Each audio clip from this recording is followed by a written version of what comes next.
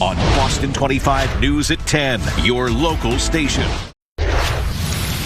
Now at 10:30, rallying to stop a maternity ward from closing in Leominster. The group says the move will place an unnecessary burden on new families. Boston 25 News reporter Lisa Pappas drove out to UMass Memorial's campus today to learn about the impact. It's distressful, it's revolting, it's terrifying. Families and nurses are outraged after learning UMass Memorial plans to shut down its maternity ward at its Leominster Hospital. Dozens of people protested outside the Health Alliance Clinton Hospital Tuesday.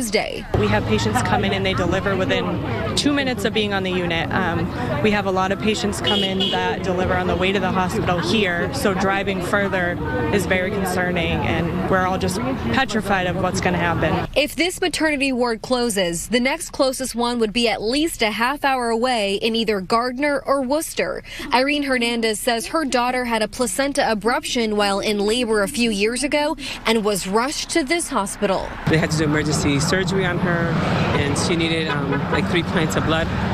But can you imagine if they had to transfer her or transport her 45 minutes away? The president of the hospital says this has been a difficult decision, but in recent years, industry-wide workforce shortages have exacerbated the challenges of fully staffing our maternity inpatient unit consistently at Health Alliance Clinton Hospital. He went on to say there's also been a decline in birth rates in north central Massachusetts. It's the patients, and the moms and the babies of the community that are going to suffer that we don't want. Nurses are worried about moms delivering in the ER instead without postpartum nurses to help take care of the babies.